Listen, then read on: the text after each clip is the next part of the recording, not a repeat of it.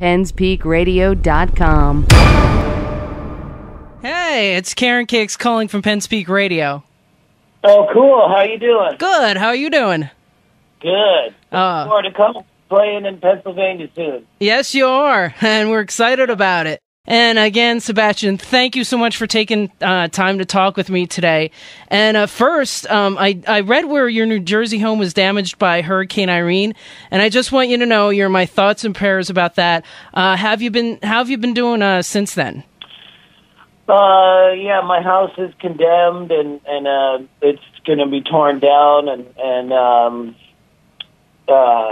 I'm living in Beverly Hills right now in this incredible palace owned by this lady named Cheryl Rickson, who owns a jewelry line called Royal Order, and her husband Art Davis, who owns a bunch of nightclubs out here. But I was at the Rainbow, and I was looking for a place, and they said, "You can stay here."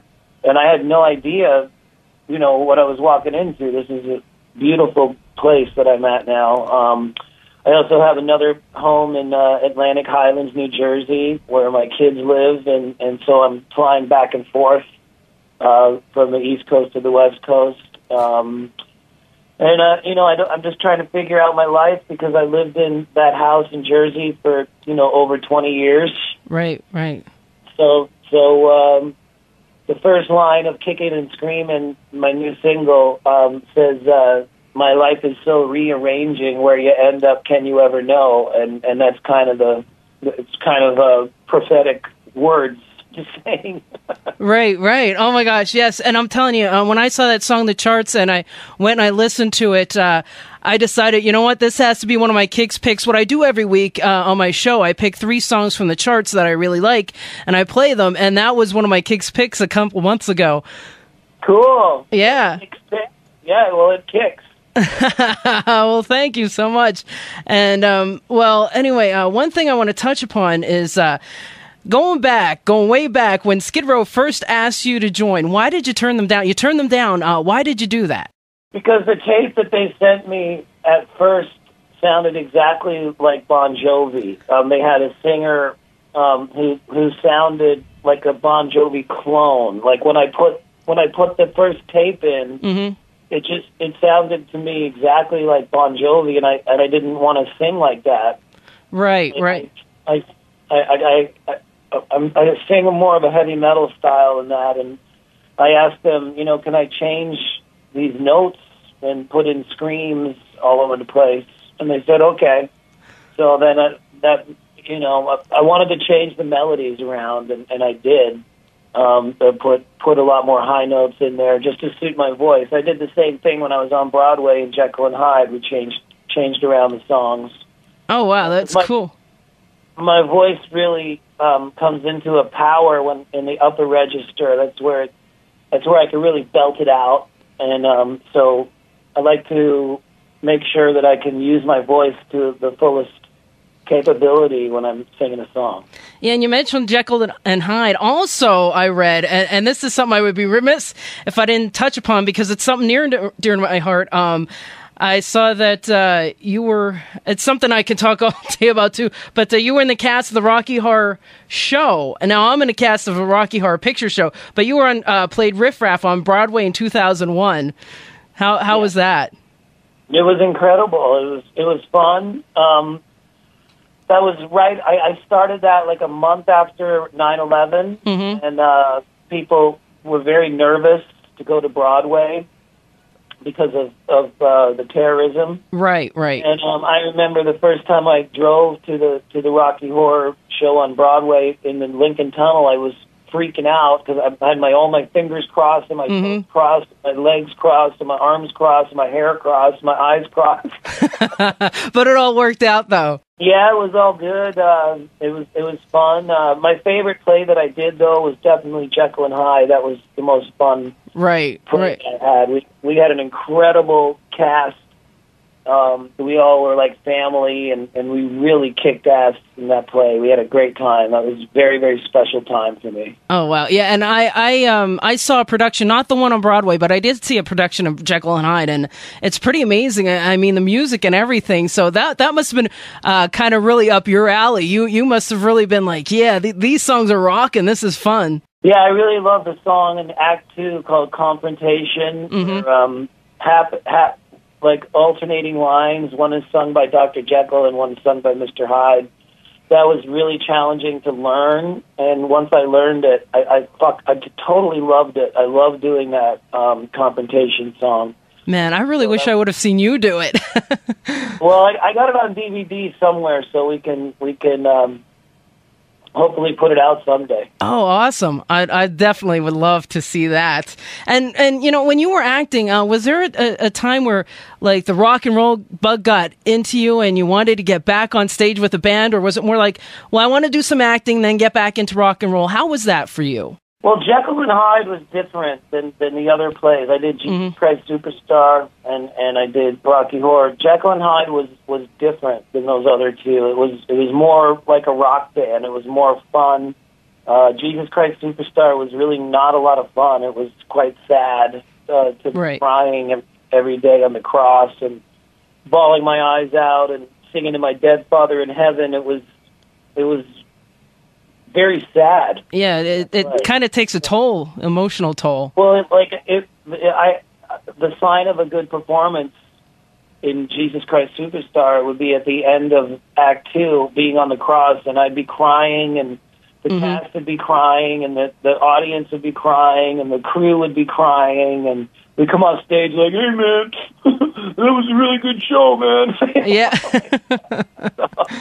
So I definitely wanted to rock. After doing that for 6 months, I really, really wanted to rock. Yeah. And now with my new record, doing good on the charts, I've established myself as a solo recording artist, and now I really want to establish myself as a touring artist, going on the road, and so that's my next goal.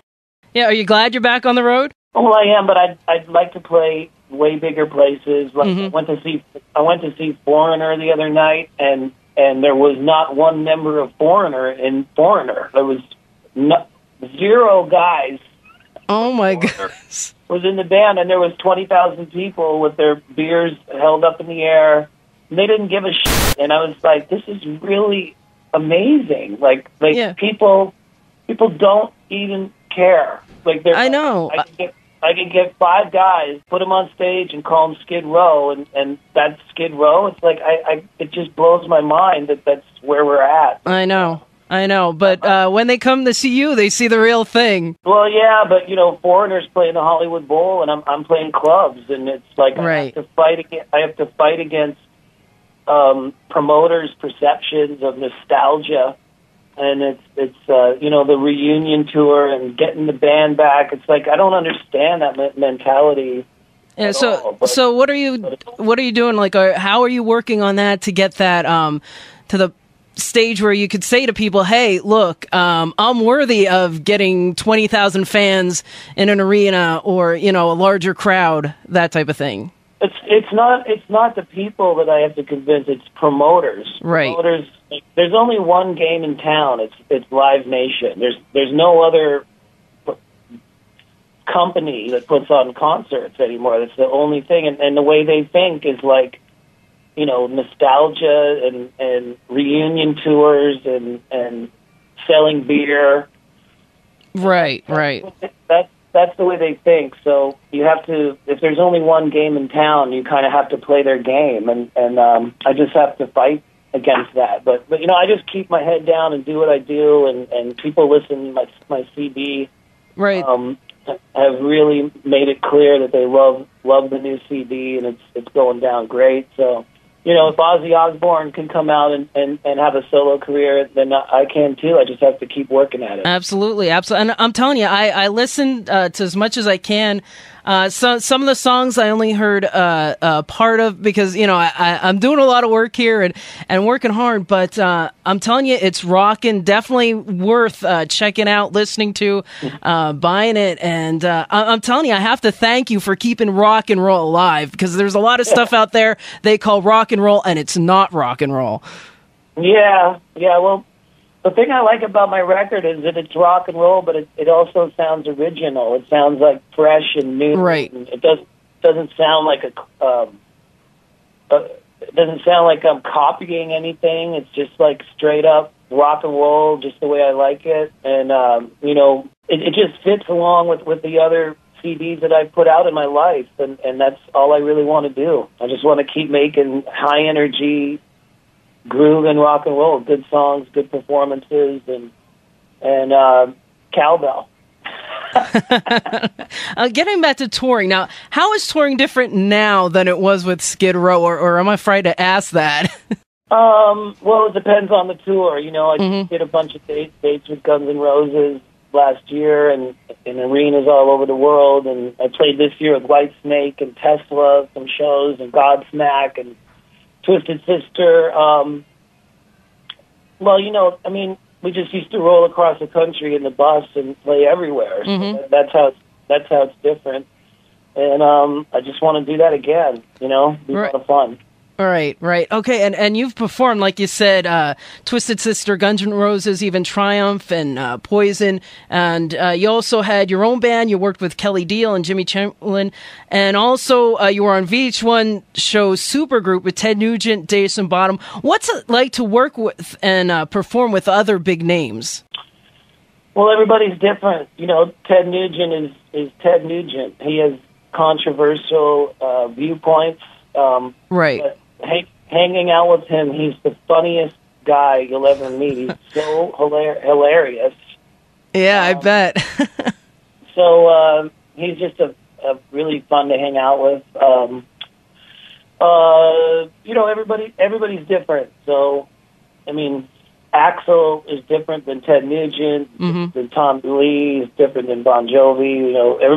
Everybody's different. Is there anything about your career that you would change, or if you had a do-over, is there anything you would do over, or you're like, you know what, I did it, I'm proud of what I'm doing, and I'm just keep plugging along? If there's anything I would do over, I don't know. I don't know. There's some things that I would have did differently, or there's some things that maybe I wouldn't have done. But I don't know if I would redo anything. I don't think so. There's some things that I did that were fucked up and got me in a lot of trouble that I wish I didn't do. Right. I don't think I would do something over again. I don't think so. All right. And all right. Now speaking, when we talk about fans, now I'm sure you have fans that come to you, or some of them may say, hey, my daughter's with me. She loves your music as much as I do. Do you have that type of thing happening, or even like fathers and sons coming up to you? Oh, yeah. Well, I get a lot of people that have named their kid Sebastian after me. I get that all the time. And, this is my son Sebastian. I named him after you. And I always tell a little boy, I go, okay, dude, it might be a rough name to have, like, in grade school, but once you get into, like, high school, you'll start liking it. Exactly. I remember being a little boy coming home, in the third grade, to my mom going, Mom, why'd you name me Sebastian? I want to be called Joe, But then when I got older, like about 13 or 12, people would go, what's your name? I go, Sebastian. Everybody go, wow, that's a cool name. But when you're on the playground in the first grade, it's not so cool. Right. But all the kids have to do is say, hey, I was named after Sebastian Bach, man. Eat it. Up cool. Yours. Well, I didn't have that luxury when I was named after John Sebastian of the Love and Spoonful. Okay. So, all right. Yeah. So I couldn't say, hey, man, I was named after John Sebastian of Love and Spoonful. Eat it, man. That's true. That's funny. Oh, man. The Love and Spoonful is going to kick you. Well, they might. You never know. Yeah, they might. You never know. That's true.